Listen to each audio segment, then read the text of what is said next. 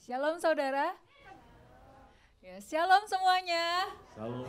Shalom. Kita mengucap syukur hari ini ya, kita boleh bertemu kembali, kita boleh berkumpul kembali bersama dengan saudara-saudara seiman untuk beribadah. Saya mengucapkan formal banget ya gitu. Saya menyampaikan sukacita, kami bersukacita karena kita boleh beribadah bersama dengan saudara-saudara sekalian dan kita mau memuji Tuhan, kita mau mengagungkan nama Tuhan bersama-sama. Amin. Amin. Saya mengundang setiap kita untuk boleh mempersiapkan diri kita. Mari kita berdoa secara pribadi kepada Tuhan Allah kita. Mengucap syukur untuk setiap kasih-Nya, untuk setiap kebaikan-Nya bagi kita. Selama hidup kita, sepanjang hari-hari kita. Tuhan memberkati kita dengan luar biasa.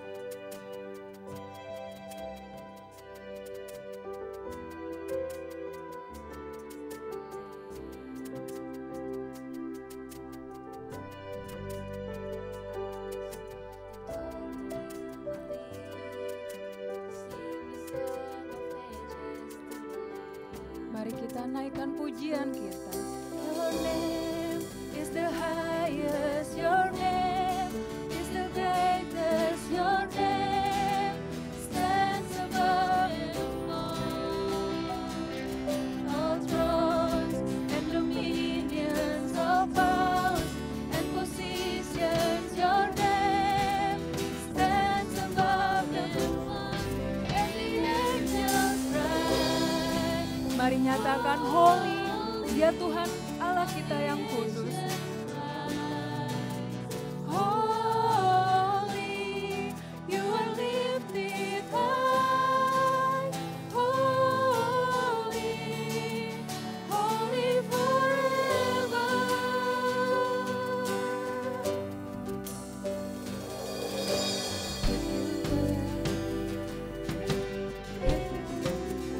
Kita nyanyikan pujian ini.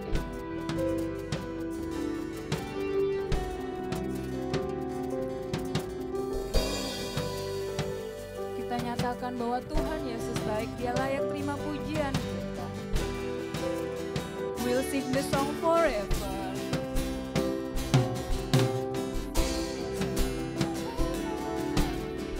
And the angels cry.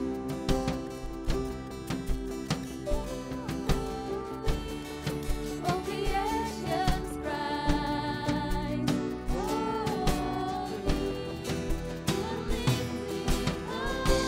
Dia kudus, Dia yang maha kudus. Holy forever. Hear your people sing. Holy to the King of Kings. Holy will always be. Holy forever. Your name is the highest, your name is the best. Your name is the highest, your name is the greatest, your name stands above them all. All thrones and dominions, all powers and positions, your name stands above them all. Jesus, your name is the highest, your name is the greatest, your name stands above them all. Jemaat, mari kita bangkit berdiri. Mari nyatakan tahta Tuhan, kuasa Tuhan. Your name, Dia pribadi yang layak terima pujian kita. And the angels cry. Nyatakan Dia kudus, Dia maha kudus. All creations cry. Holy, you are lifted high. Holy, holy forever. God, please hear us, hear our song, hear your people sing.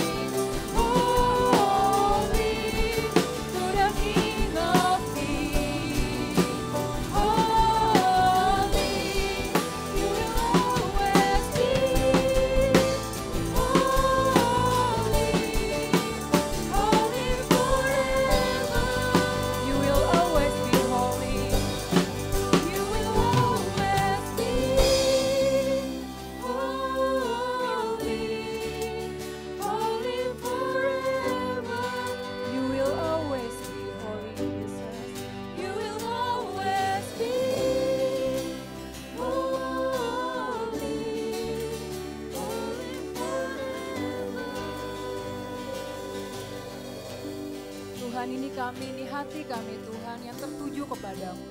Tangan-tangan kami yang terangkat, suara kami yang kami naikkan Bapa. Kami nyatakan bagi Engkau yang duduk di tahta, bagi anak domba.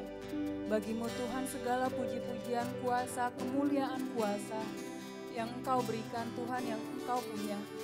Kami mau naikkan syukur kami kepadamu Tuhan. How great is our God. Biar kami nyatakan kuasa Tuhan yang sungguh tinggi, yang sungguh mulia.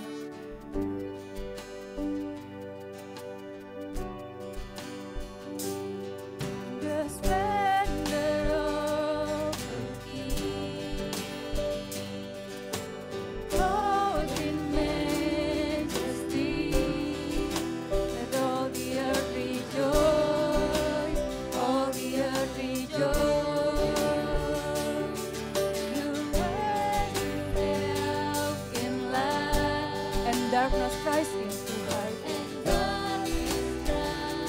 to hide, and trembles at His voice, trembles at His voice. Ini pujian kami. How great is our God? Sing with me, how great is our God, and all will see how great.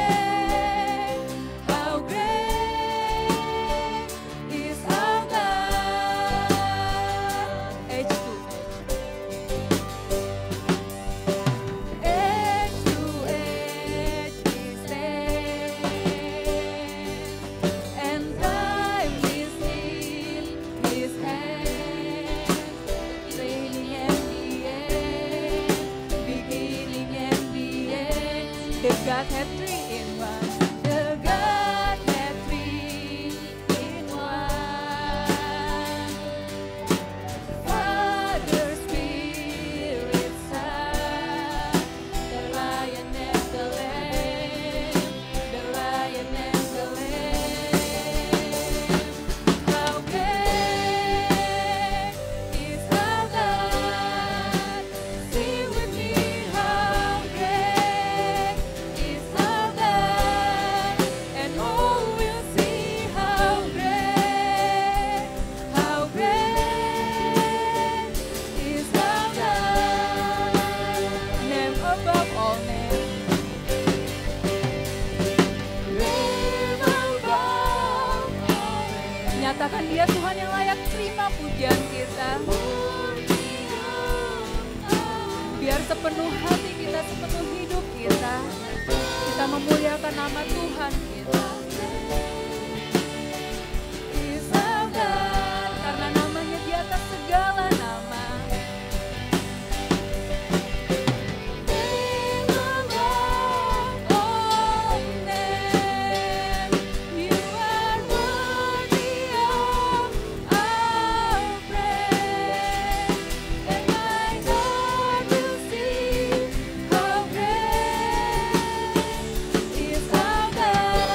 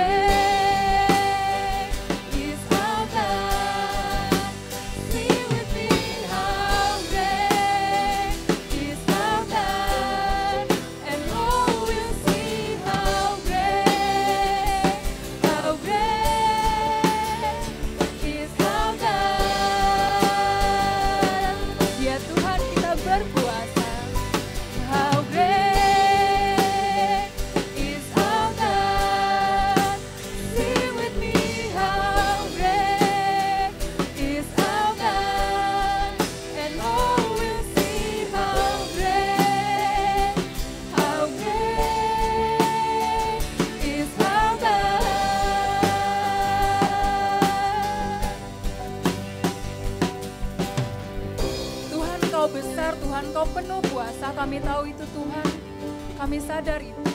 Engkau satu-satunya Allah kami yang layak terima pujian kami, tiada Allah lain, tiada Tuhan lain Tuhan.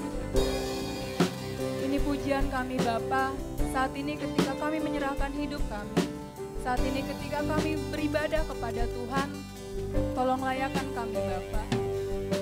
Setiap dosa-dosa kami, setiap pelanggaran kami Tuhan, tolong ampuni Bapa, setiap kelemahan kami Tuhan. Kami tahu kami dilayakan Tuhan, kami tahu kami disempurnakan Tuhan. Tuhan, berkenanlah atas ibadah kami pada hari ini Tuhan. Kami mau memuji Tuhan, kami mau mendengarkan firman Tuhan. Kami mau diberkati dengan berkat rohani pada hari ini Bapa. Terlebih Tuhan, kami yang sudah diberkati, kami yang sudah diberkati dengan luar biasa sama Tuhan, kami juga mau membagikannya Tuhan bagi banyak orang, bagi orang-orang di sekitar kami. Terima kasih Bapa, kami menyerahkan ibadah kami pada hari ini hanya di dalam nama Tuhan Yesus Kristus. Amin. Saudara, kita satu di dalam Tuhan Yesus Kristus. Amin. Amin. Sungguh alangkah baiknya kalau kita semua sebagai saudara seiman kita boleh menyanyi, memuji nama Tuhan bersama-sama. Kita pujikan sungguh alangkah baiknya. Sungguh alangkah baiknya, sungguh alangkah indahnya bila saudara semua hidup. Sekali lagi ya, sungguh alangkah baiknya, sungguh alangkah baiknya. Amin. Sungguh alangkah indahnya bila saudara semua hidup rukun seperti minyak di kepala harun, minyak di kepala harun yang terjangkut dan jubahnya turun seperti rambut di bukit Hermon mengalir ke bukit Sion. Sebab kesana Allah meminta agar berkat-berkatnya tercurah serta memberikan anugerah hidup selama-lamanya. Amin. Kita pujikan lagu ini sekali lagi dengan penuh sukacita.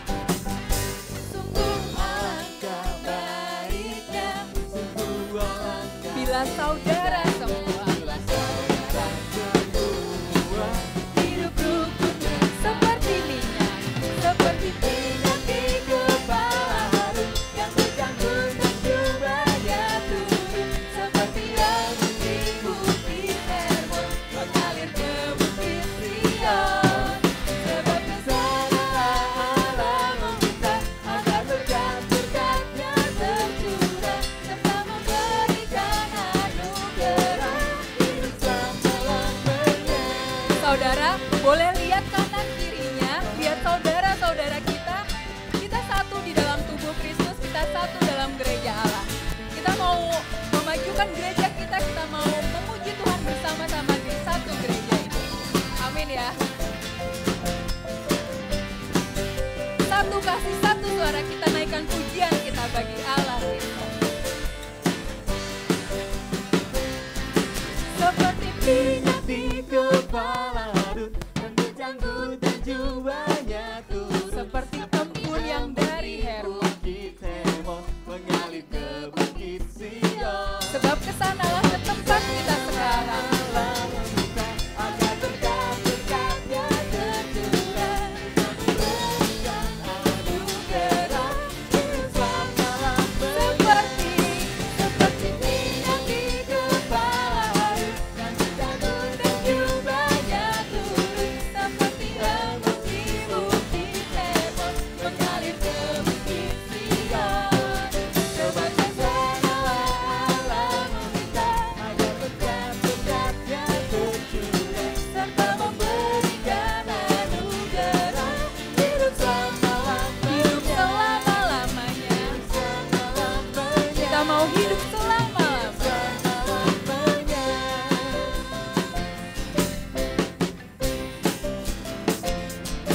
Amin. Hidup selama-lamanya di dalam Tuhan Yesus Kristus.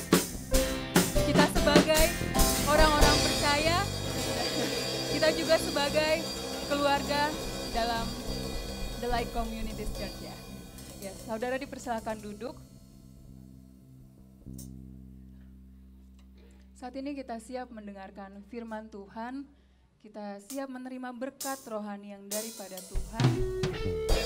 Kita siap dikuatkan, kita siap diteguhkan, tapi kita juga siap ditegur sama Tuhan. Karena setiap harinya kita mau menjadi alat Tuhan, kita mau menjadi seperti serupa dengan Tuhan. Jadikan kami satu. Saat ini kami rendahkan diri kami.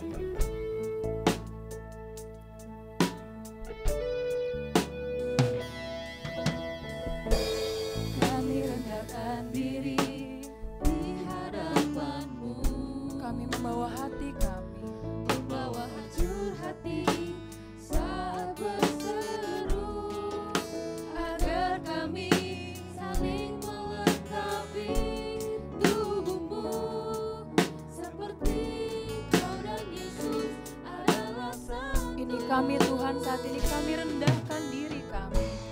Kami rendahkan diri di hadapan-Mu, membawa hancur hati saat berseru, agar kami saling melengkapi tubuh-Mu, seperti Kau dan Yesus adalah satu. Jadikan kami satu. Jadikan kami satu, seperti kerinduan-Mu, agar dunia tahu bukti nyata dari kasih-Mu.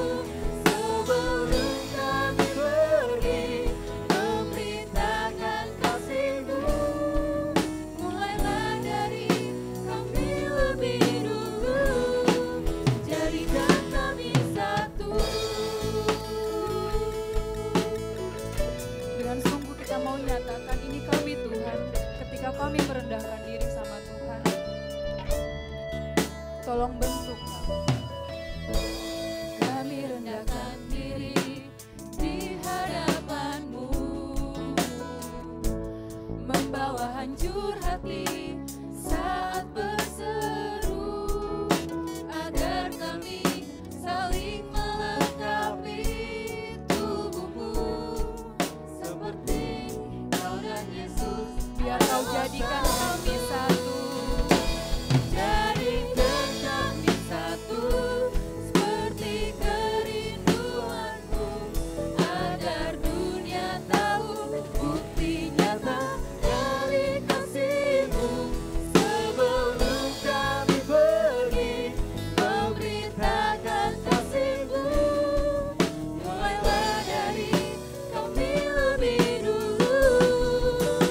Jadikan kami satu, seperti kerinduan-Mu, agar dunia tahu bukti nyata dari kasih-Mu. Sebelum kami pergi memberitakan kasih-Mu, mulailah dari kami lebih dulu. Jadikan kami satu.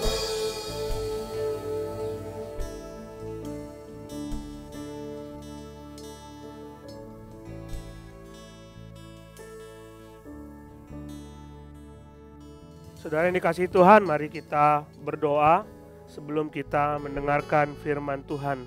Bapa kami di surga, kami bersyukur kepada Tuhan. Kami boleh datang kembali menyembah Tuhan, Allah kami yang hidup. Dan kami berterima kasih karena pasti firman Tuhan akan menolong kami untuk menjadi anak-Mu yang lebih baik lagi. Karena itu Bapa, berbicaralah kepada kami secara pribadi. Roh Kudus menyentuh hati kami secara pribadi. Bukan hamba-Mu yang penuh dengan kelemahan, tetapi Allah sendiri yang mengubah hidup kami melalui firman-Mu. Bapa, terima kasih, kami bersyukur dan berdoa di dalam nama Tuhan Yesus. Amin.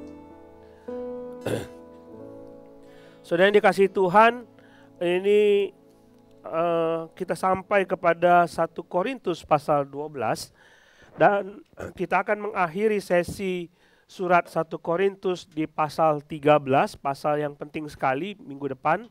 Kemudian di bulan Agustus saya rasa kita akan mencoba untuk melihat beberapa pasal dari surat Mazmur supaya kita bisa rileks sejenak, karena ada banyak sekali pasti pergumulan yang kita hadapi sebagai anak Tuhan. Dan selama surat Korintus ini pasti kita terus didorong bagaimana kita bisa hidup sebagai anak Tuhan yang sungguh-sungguh beribadah kepada Tuhan dan menjalankan semua perintah Tuhan. Tapi nanti kita coba akan melihat Mazmur, kita akan melihat di situ bagaimana Tuhan menolong orang-orang di dalam setiap pergumulan. Saya banyak mendengar saudara banyak sekali mengalami pergumulan-pergumulan sebagai anak Tuhan, dan pasti surat-surat Mazmur tersebut akan membuat kita terhibur dan dikuatkan. Nah, hari ini kita akan belajar satu topik yang sungguh penting. 1 Korintus pasal 12 itu sebenarnya Paulus bicara mengenai karunia rohani, tapi di sisi lain dia bicara mengenai apa itu gereja. Kita akan melihat ini karena kalau kita memahami gereja dengan cara yang keliru, kita pasti akan keliru juga mengaplikasikan dalam hidup kita. Ya, jadi pemahaman kita terhadap gereja akan menentukan aplikasi rohani dalam hidup kita sebagai anak Tuhan. Mari kita buka 1 Korintus pasal 12 ayat 12 sampai 31. Kita akan melihat bagian-bagian ini. Saya mengajak saudara untuk membaca terlebih dahulu supaya kita punya gambaran tentang apa itu gereja. 1 Korintus pasal 12 ayat 12 sampai 31. Saya akan bacakan ayat yang genap, saudara membaca ayat yang ganjil. Cukup panjang saudara, tapi saya merasa ini penting sekali untuk kita baca. Biasanya kalau ayat-ayat yang terkenal, saya tidak membacanya karena saya pikir saudara semua sudah tahu. Tetapi kita coba pahami dulu, kita membaca dengan pelan-pelan supaya kita mengerti apa maksud Rasul Paulus. 1 Korintus 12 ayat 12, saya baca ayat genap, saudara baca ayat ganjil. Karena sama seperti tubuh itu satu dan anggota-anggotanya banyak, dan segala anggota itu sekalipun banyak merupakan satu tubuh, demikian pula Kristus.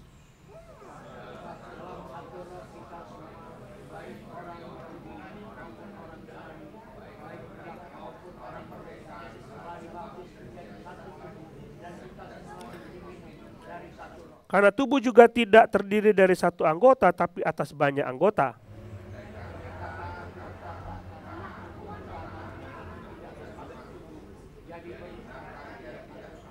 Dan andai kata telinga berkata, karena aku bukan mata, aku tidak termasuk tubuh, jadi benarkah ia tidak termasuk tubuh?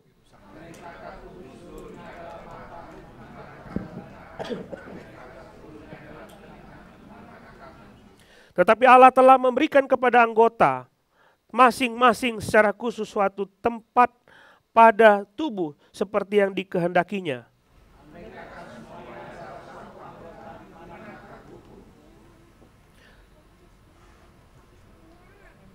Saya kehilangan tadi ayat berapa tadi? Jadi mata tidak dapat berkata kepada tangan, aku tidak membutuhkan engkau, dan kepala tidak dapat berkata kepada kaki, aku tidak membutuhkan engkau.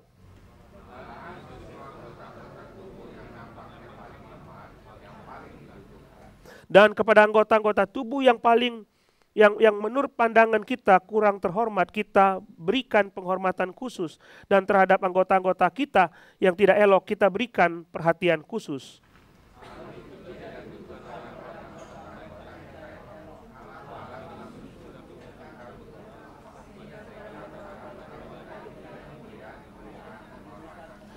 Supaya jangan terjadi perpecahan dalam tubuh, tetapi supaya anggota-anggota yang berbeda itu saling memperhatikan.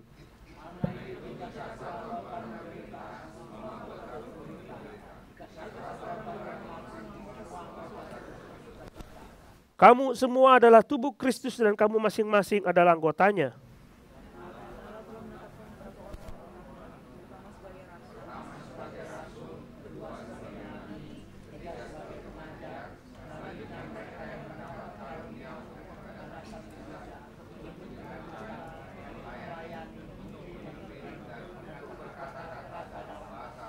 Adakah mereka semua rasul atau nabi atau pengajar? Adakah mereka semua mendapat karunia untuk mengadakan mujizat?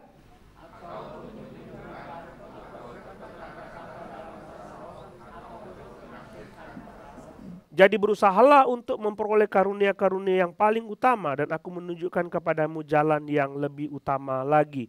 Saya mengajak saudara melihat gambar slide ini. Ini gambar apa ya? Ini apa ini? Beberapa saudara mencoba untuk melihat secara teologis. Ini apa ini? Ini gedung saudara ya. Nah ini kalau kita pada waktu sekolah dulu, kita pelajaran apa ya? Nah, saya nggak tahu namanya pelajaran apa ya dulu. Kita belajar mengenai tempat-tempat ibadah orang yang beragama. Dan kita melihat ini adalah gereja. Dan kita mengatakan gereja adalah tempat ibadahnya orang Kristen. Tapi saya senang tadi saudara mengatakan itu gedung, itu nggak ngomong itu gereja, karena saudara akan melihat secara teologis, bukan secara harfiah, bukan secara literal. Dan ini saudara, saya ngomong begini karena pemahaman kita terhadap gereja, apa yang kita pahami terhadap gereja akan menentukan bagaimana kita hidup bergereja. Kalau pemahaman kita tentang gereja keliru, maka cara kita hidup bergereja pun pasti keliru. Nah, kalau saudara mengatakan, coba saya tanya lagi, siapa yang mendirikan gereja? Itu bergantung kepada apa itu gereja. Kalau gereja itu adalah gedung tempat orang Kristen beribadah, maka yang mendirikan gereja tukang. Benar ya? Kontraktor. Tapi saya tahu lah, saudara pandai sekali, saudara sudah banyak belajar firman Tuhan. Jadi saudara mengatakan yang mendirikan gereja, Tuhan. Tuhan Yesus mendirikan gereja, Matius pasal 16. Jadi cara paham kita terhadap gereja akan menentukan cara kita hidup bergereja. Jadi kalau saudara mengatakan, saudara masih paham bahwa gereja adalah tempat beribadah orang Kristen, maka saudara akan pergi ke gereja manapun dan pergi ke situ beribadah dan fungsinya hanya untuk ibadah. Hanya itu saja. Tetapi Tuhan tidak berkata demikian. Kalau saudara mengatakan gereja didirikan oleh Yesus, Matius 16 ayat 18 itu. Kalau gereja didirikan oleh Yesus, kita harus bertanya kepada Yesus, apa itu gereja? Apa itu gereja? Dan gereja, kalau kita lihat di dalam bahasa Yunaninya, ekkaleo, artinya orang-orang itu dipanggil keluar, tidak butuh gedung, tapi dipanggil keluar dan mereka berkumpul mendengarkan pengumuman. Jadi pada waktu itu mereka dipanggil keluar, kita konteks pada waktu itu ya. Jadi kalau ada pengumuman dari kaisar, orang-orang di dalam rumah itu dipanggil keluar, kumpul di sebuah lapangan dan mereka mendengarkan sebuah berita dari kaisar. Mereka kumpul. Jadi kumpulan orang-orang itu yang disebut dengan ekkaleo, eklesia, jemaat. Jadi orang itulah yang disebut gereja, bukan gedungnya. Jadi kita coba lihat gini, jadi orang itulah yang disebut sebagai gereja, bukan gedungnya. Kalau pemahaman kita terhadap gereja itu salah, maka kita akan pergi ke gereja dan pulang ke gereja, tapi kita melihat bahwa Yesus mengumpulkan orang-orang itu dan ingin melakukan sesuatu terhadap orang-orang ini. Jadi kalau Tuhan mengumpulkan kita bukan berarti dia udah kita kumpul selesai. Nah inilah yang akan dijelaskan oleh Rasul Paulus dalam 1 Korintus pasal 12 ayat 12 sampai 31 ini. Supaya kita memahami arti kata gereja itu, arti bergereja sehingga kita tidak keliru seperti kebanyakan orang. Coba kita lihat dari 1 Korintus pasal 12 ayat 12, itu disebutkan. Karena sama seperti tubuh itu satu, anggota-anggotanya banyak dan segala anggota itu sekalipun banyak merupakan satu tubuh. Demikian pula Kristus. Sebab dalam satu roh kita semua, baik orang Yahudi maupun orang Yunani, baik budak maupun orang merdeka, telah dibaptis menjadi satu tubuh dan kita semua diberi minum dari satu roh. Perhatikan ayat 12 ini, karena kita sama seperti tubuh. Dia bicara kepada orang-orang Korintus, kita ini seperti tubuh. Tubuh kita ini. Kepala, tangan, pundak, lutut, kaki. Nyanyi jadi.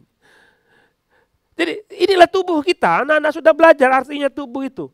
Jadi lihat koneksi satu sama lain. Satu sama lain. Gereja diumpamakan seperti tubuh yang tidak bisa dipisahkan. Adakah saudara mau pergi kemana-mana, saudara mengatakan kepada kaki kanan, kamu tinggal di rumah dulu? Kecuali saudara punya kaki palsu.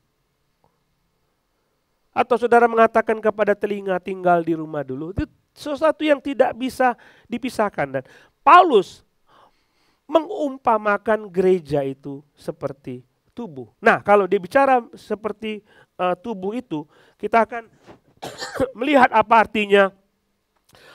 artinya gereja. Coba kita perhatikan di 1 Korintus pasal 1 ayat 1. Coba lihat di situ. Jadi kan kita ngomong surat 1 Korintus, tapi kita baca 1 Korintus pasal 1 ayat 1. Apa yang disebut dengan tubuh itu? Dari Paulus yang oleh kehendak Allah dipanggil menjadi rasul Kristus Yesus dari Sostenes saudara kita kepada jemaat di Korintus. Titik sampai di situ ada jemaat Korintus. Ya, itu tubuh satu jemaat Korintus. Perhatikan di situ. Jemaat di Korintus, yaitu mereka yang dikuduskan dalam Kristus Yesus dan yang dipanggil menjadi orang-orang kudus. Orang yang disebut dengan jemaat Korintus itu, gereja itu adalah orang-orang yang dipanggil oleh Yesus. Ekaleo, dipanggil keluar dari kegelapan kepada terangnya yang ajaib. Tuhan panggil itu dikuduskan oleh Tuhan. Nanti kita lihat adanya baptisan roh itu dipersatukan di dalam roh. Itu yang pertama, jadi ada gereja Korintus. Saudara perhatikan ayat berikutnya. Dengan semua orang di segala tempat. Jadi ada satu gereja Korintus, tapi ada gereja lain di segala tempat. Jadi dari sini saudara lihat, gereja itu ada dua pengertian. Pertama, gereja lokal di Korintus. Kedua, gereja secara universal. Kita tidak bisa mengatakan gereja-gereja lain itu bukan tubuh kita. Salah itu.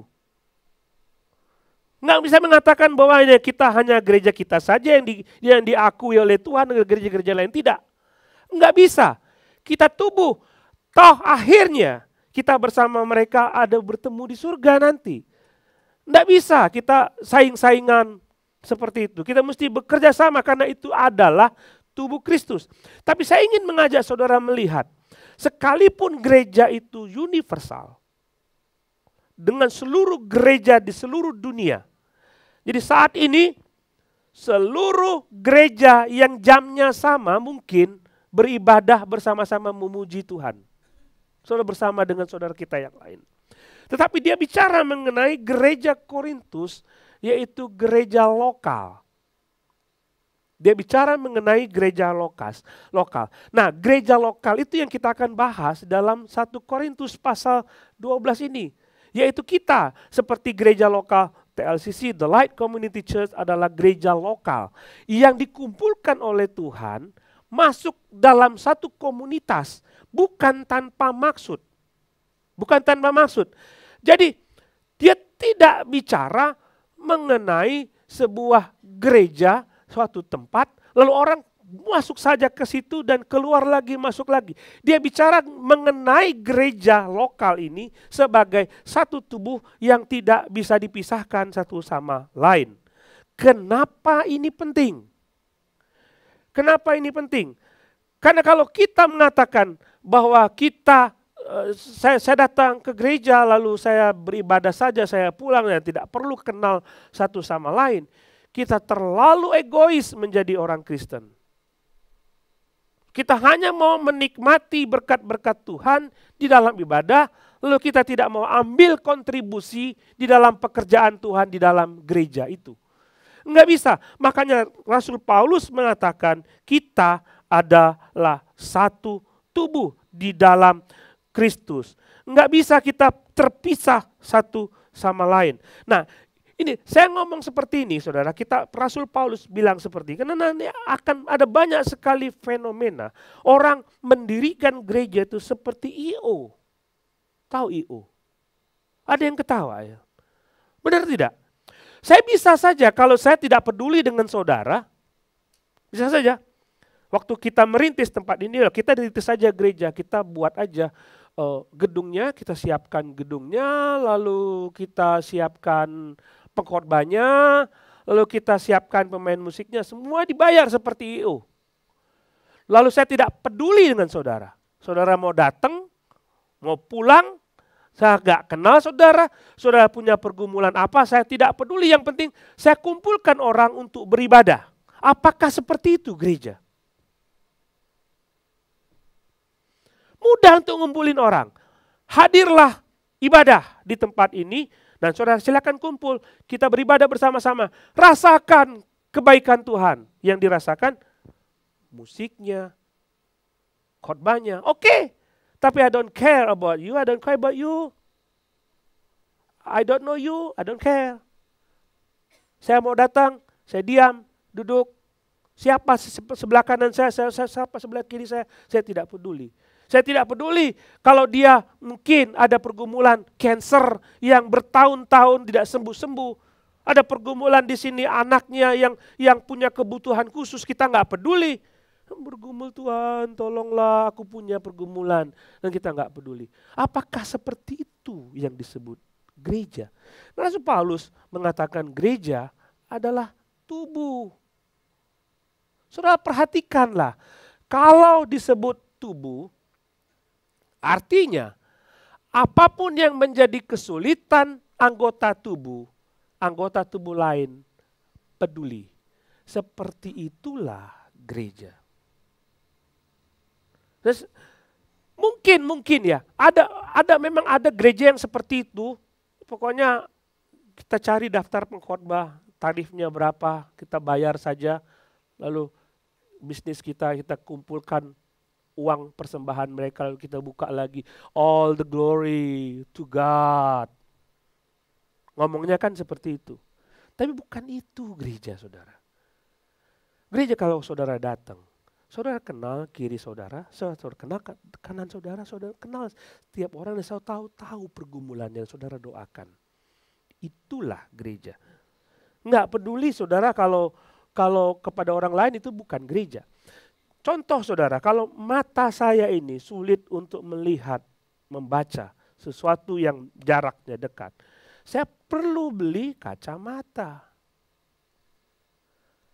Nah, apa yang saya lakukan untuk beli kacamata? Kaki saya pasti akan berjalan membeli kacamata, pergi ke toko. Kaki nggak peduli, yang butuhkan mata.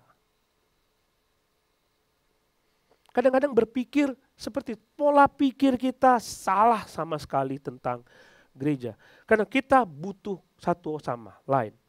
Nah, di samping gereja yang menyediakan seperti I.O. seperti itu, banyak orang yang butuh rupanya. Ya kan? Banyak orang Kristen terjebak. Pokoknya saya datang, saya tidak mau kenal sama yang lain. Saya nggak mau kenal yang lain. Pokoknya saya datang, gereja itu terlalu kecil. Kalau kecil, saya dikenal. Saya nggak mau dikenal. Saya tidak mau dikenal. Pokoknya saya datang, saya pulang. Nah, beberapa minggu lalu saya cerita ada orang, saya tidak butuh gereja. Saya tidak butuh gereja. Minggu depan saya akan pergi ke Bangka, memberkati sepasang orang yang mau menikah. dan dia pengen ke catatan sipil. Gitu ya. Mau ke catatan sipil, kami mau menikah. Catatan sipil mengatakan, kamu mesti menikah di depan ulama. Agamamu apa? Kristen. Ya kamu pergilah ke gereja. Rupanya aku butuh gereja. Nggak ada yang ngomong nggak butuh gereja. Jadi kalau seandainya ada orang dari luar sana, dia orang Kristen, aku perlu beribadah, lalu dia datang ke gereja, aku tidak butuh gereja. Waktu dia datang, dia cari gereja sebenarnya. Waktu dia datang, dia mendengarkan firman Tuhan dan khotbah disampaikan, dia butuh pendeta untuk menyampaikan firman Tuhan. Dia butuh orang lain untuk menyediakan tempat. Dia butuh orang lain untuk memainkan musik. Dia butuh orang lain untuk menyanyi, memimpin ibadah. Dia butuh orang itu. Nggak mungkin kita tidak butuh gereja. Kalau kita melihat seseorang di depan mimbar dan melayani kita sebagai orang Kristen, masa kita tidak kontribusi sesuatu? Kan namanya egois. Tidak mungkin seperti itu. Jadi saudara, kita harus terikat di dalam satu tubuh. Jangan jalan-jalan lagi maksud saya. Ini penting. Jadi kalau ada orang membutuhkan layanan pendeta, dia akan kesulitan kalau dia jalan sana, jalan sini. Dia akan pilih pendeta yang mana dia suka. Tidak bisa seperti itu. Kita harus terikat karena Tuhan mengatakan dalam ini, Korintus satu tubuh dan mereka melayani bersama-sama. Nggak bisa saudara tidak terikat di dalam satu tubuh. Jadi ini penting sekali saudara. Kalau saudara masuk ke dalam sebuah gereja dan saudara harus ambil bagian. Masa setiap minggu kita datang hanya untuk dilayani. Kemarin hari Sabtu kita belajar tentang karunia roh dalam Bible study. Dan Tuhan pembukaan ayat itu mengatakan, dalam sebuah ayat Yesus mengatakan, aku datang untuk melayani, bukan untuk dilayani. Aku datang untuk melayani dan bukan untuk dilayani. Tapi banyak orang Kristen datang ke gereja hanya untuk dilayani. Pak, saya datang Pak, memang saya dilayani. Tapi kan saya kasih persembahan. Saya dengar khotbah, wah bagus, saya dengar firman Tuhan, saya mendengar musiknya. Ini kan perlu Pak, saya kontribusi kayak orang kondangan gitu loh ya. Ngerti nggak saudara kondangan? Saya datang lah, saya makan makanannya gitu, tapi saya juga kasih angpau. Apakah seperti itu gereja? No, saudara lihat teman kiri kanan saudara sebagai saudara di dalam Kristus. Tuhan Bapa kita. Kita saudara satu sama lain. Dan kita tidak bisa tutup mata terhadap apa yang dialami oleh teman-teman di sekeliling kita. Nggak bisa. Nah, lalu apa yang harus kita lakukan? Tuhan dalam ayat berikutnya. Sebentar, saya coba lihat, saya lupa. 1 Tesalonika pasal 5 ayat 11. Ini nasihat Rasul Paulus kepada gereja di Tesalonika. Karena itu, nasihatilah seorang akan yang lain. Saling membangunlah kamu seperti yang memang kamu lakukan. Saling membangun satu sama lain. Kalau saudara tidak terikat satu sama lain, bagaimana saudara menjalankan ini? Bagaimana saya sudah menjalankan ini? Saya mau ke gereja, saya tidak mau kenal kiri, kanan, depan, belakang saya. Bagaimana saudara bisa menasihatkan atau dinasihati oleh yang lain? Ini firman Tuhan ya. Ya kan? Nah, saya yakin saudara mau taat kepada firman Tuhan, benar kan? Ini firman Tuhan yang nggak bisa kita langgar loh. Bagaimana saudara menjalankan ini? Menasihati seorang akan yang lain sementara saudara tidak kenal satu sama lain. Itulah sebabnya kita bergereja dengan komsel base, care group base. Disitulah tempat kita saling menasihati satu sama lain. Saya mungkin tidak kenal pergumulan saudara, saya tidak tahu.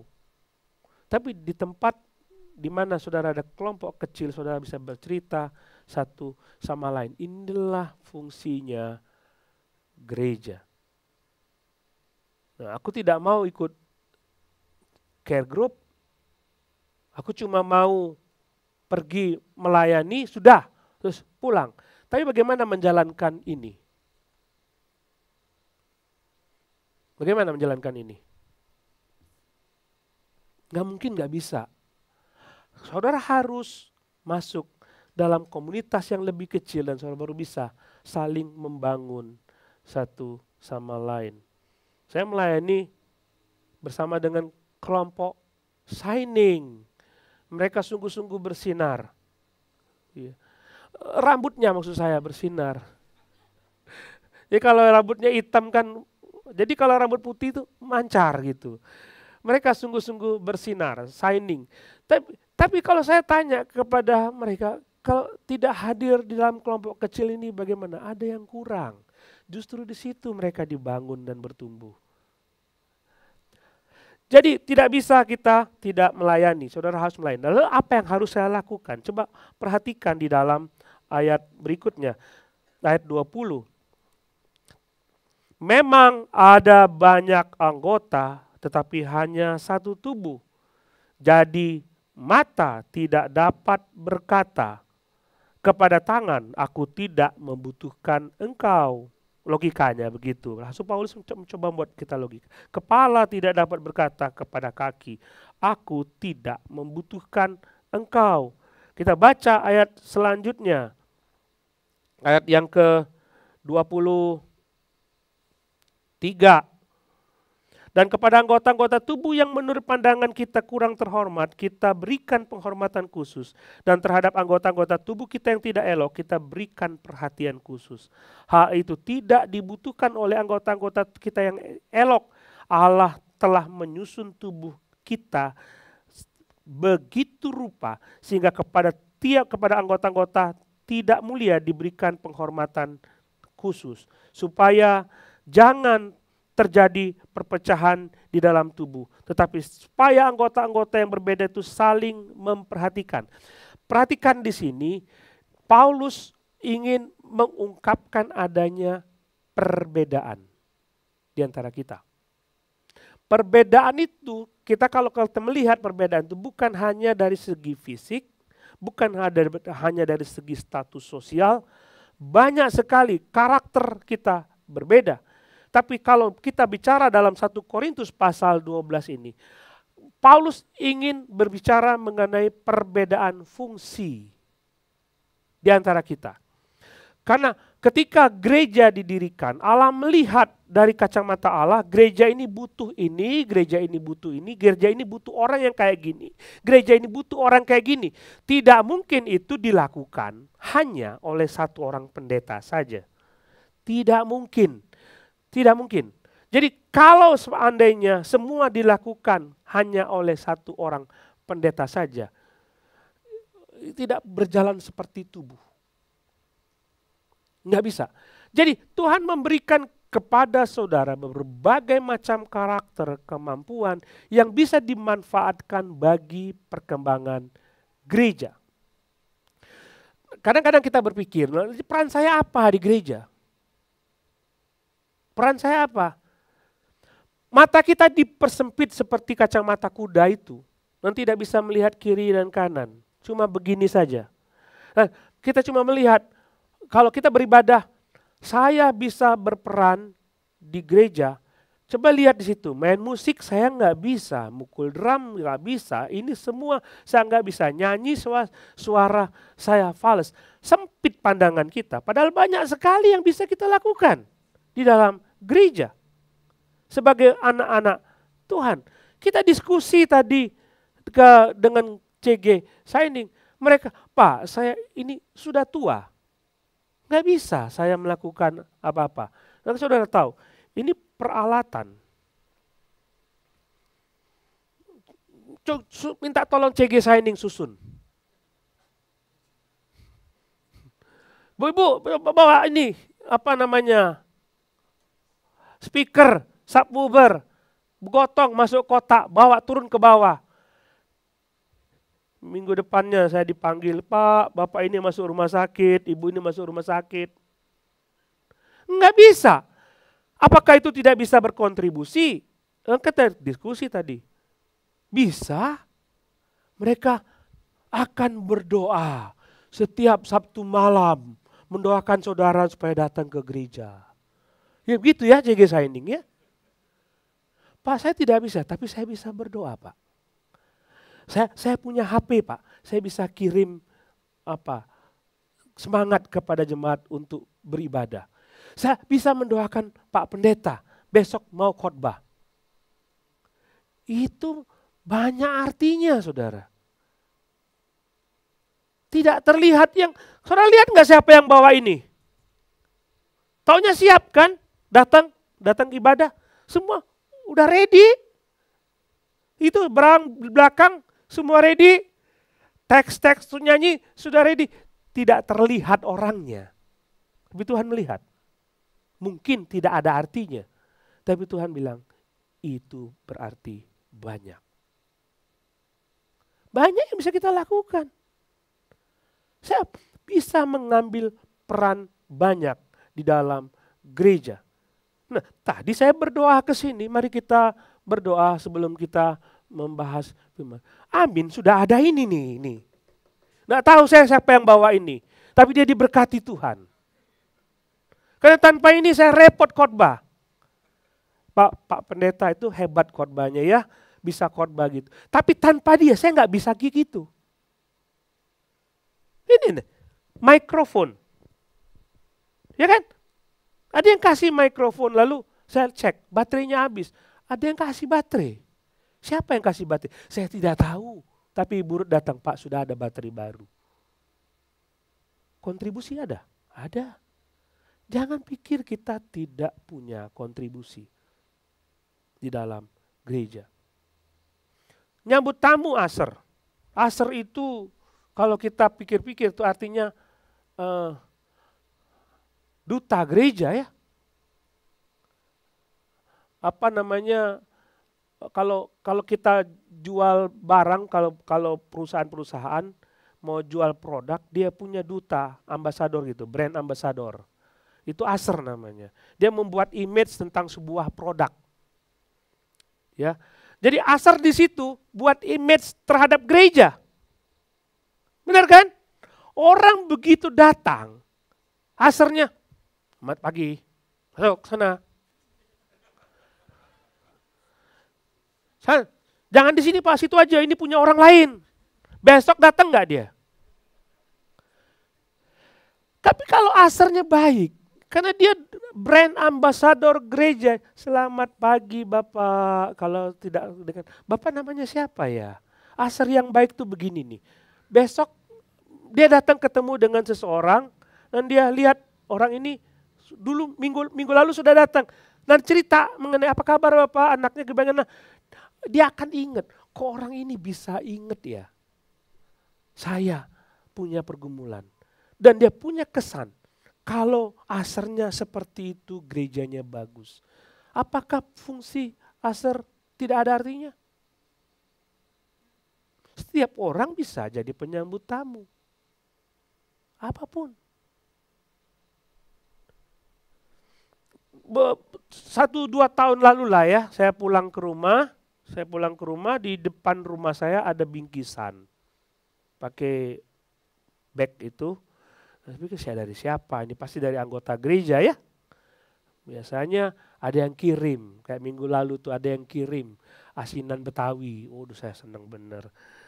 Saya nggak minta, cuma ilustrasi saja. ada yang kirim hadiah di depan rumah 2 tahun lalu lah kira-kira. Saya lihat dari siapa ini? Pasti bukan. Buka-buka isinya hadiah memang sarung. Saya nggak pernah pakai sarung. Tapi dikasih sarung. Ini dari siapa? Saya bertanya-tanya. Tidak ada yang ngomong dari siapa karena tidak ada saksi. Malamnya saya di WA. Pak, nama saya ini, saya tetangga Bapak. Oh, saya kasih hadiah karena saya ulang tahun, Pak. Rupanya satu kompleks itu tidak tahu dia berulang tahun, dia kasih pengumuman bahwa saya ulang tahun. Jadi ada orang yang pengen diperhatikan kalau dia ulang tahun. Saudara tahu, ada orang-orang yang punya talenta mengingat ulang tahun kita tanpa mencatat. Ada. Hanya memberi selamat ulang tahun aja it means a lot. Seneng kan? Aku ulang tahun. Saya minggu lalu itu saya dicuekin. Iya, saya ulang tahun kan. Kok nggak ada yang ngucapin selamat ulang tahun? Rasanya tuh gimana gitu. Tapi kalau ada yang ngomong selamat ulang tahun, oh dia ingat ulang tahun saya, diperhatikan. Ada orang punya talenta seperti itu, punya karunia seperti itu, memperhatikan orang lain. It means a lot bagi gereja. Saya mengajak saudara melihat ayat slide berikut. Ini menjadi next. Halo? Nah, dalam ayat-ayat terakhir Paulus menjabarkan daftar karunia rohani. Dari Roma pasal 12 juga diberikan daftar karunia rohani. 1 Korintus pasal 12 itu ada daftar karunia rohani. Ini semua daftar ini, tapi saya tidak mau saudara berfokus untuk mencari di mana tempat saya. Jangan, Pak saya di mana, maka saya akan ke situ. Tidak perlu. Karena saya percaya daftar di dalam Alkitab tentang karunia rohani itu hanya sebagai contoh saja. Artinya masih banyak hal lain yang bisa saudara lakukan di gereja. Jangan berpikir, karunia saya yang mana maka saya akan melakukan. Yang harus saudara lakukan adalah, saya harus ambil langkah kecil bahwa saya akan siap melayani. Tidak peduli karunia rohani saya apa. Yang harus saudara lakukan, saudara berpikir, saya bisa lakukan apa terhadap gereja tanpa berpikir ini dulu. Begitu langkah kecil itu saudara lakukan, saudara bisa ambil kontribusi di dalam gereja. Apa saja bisa ambil kontribusi. Saya tadi cerita bahwa ada seorang ibu yang cuma jual es mambo. Gerejanya ingin bangun gedung gereja yang begitu besar, harganya miliaran. Apa yang bisa saya kontribusi terhadap pembangunan gedung gereja ini? Dia jual es mambo, tapi pada waktu hari Sabtu, seluruh penjualan es mambo dia berikan kepada gereja. Kecil sekali saudara, tapi dia mau ambil bagian. Jangan pikir kecil lalu tidak berarti. Tidak ada kecil di dunia ini. Karena begitu saudara melayani Tuhan, Tuhan memperhitungkan itu sebagai kontribusi yang sangat besar. Tidak ada, saya akan berkhotbah dengan sukar sekali kalau tidak ada yang mempersiapkan semua alat ini. Semua penting. Bagian saya mengajar, berkhotbah. Saudara, ada bagian lain yang harus saudara kembangkan, buat kontribusi. Sehingga kita tidak bisa datang ke gereja, saya mau dilayani saja. Saya harus ambil kontribusi supaya jemaat Tuhan satu sama lain bertumbuh. Mulai pikirkan, kalau selama ini saudara mengatakan saya tidak punya sesuatu yang bisa berikan, itu dusta. Coba lihat ini. Coba lihat. Ayat yang ke-21. Jadi mata tidak dapat berkata kepada tangan, aku tidak membutuhkan engkau. aku dan kepada kepala aku tidak membutuhkan engkau. This means aku tidak butuh kamu, kamu juga tidak butuh aku karena aku tidak bisa kontribusi apa-apa. Itu dusta. Sudah bisa berkontribusi apapun. Ambil bagian, terikat di dalam gereja. Supaya saudara bertumbuh di dalam Tuhan. Saudara tidak akan pernah dibangun di dalam Tuhan kalau saudara tidak pernah terikat di dalam sebuah komunitas gereja. Mari kita berdoa.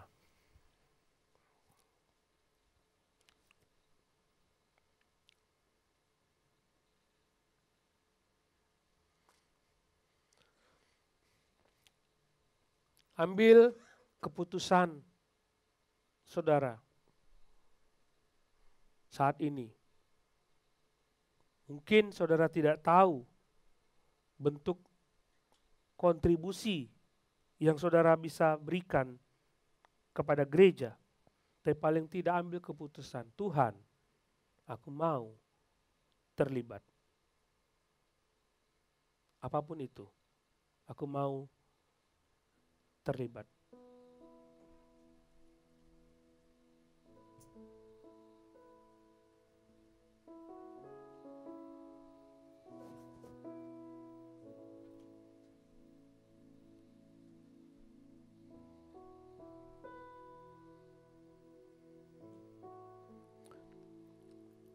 Bapak, terima kasih untuk teguran dan nasihat Tuhan bagi kami. Kami mengerti sekarang arti penting gereja sebagai satu tubuh. Kami satu sama lain saling membutuhkan. Karena Tuhan mengikat kami menjadi satu tubuh. Berkati firman-Mu dan tolonglah kami supaya kami bisa menjalankan semua perintah ini dengan baik. Terima kasih Bapa. Kami berdoa dan bersyukur dalam nama Tuhan Yesus. Amin.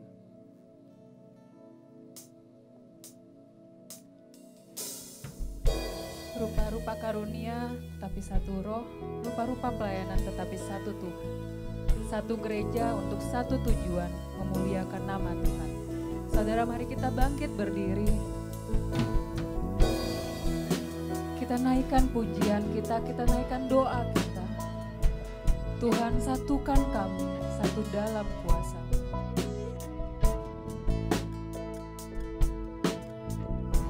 Satukan kami satu dalam kuasa-Mu, sebab kami bersaudara. Biar kami satu, biar kami satu. Seperti Kau dan Bapa satu, dunia lihat Kau dalam kami. Jadikan kami sehati sepikir, biar kehendak-Mu jadi untuk menyatakan rahmat-Mu.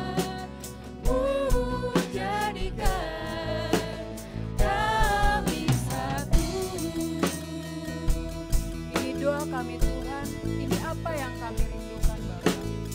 Kau menyatukan kami di dalam kuasa-Mu, di dalam kasih. Satukan kami satu dalam kuasa-Mu, sebab kami semua bersaudara.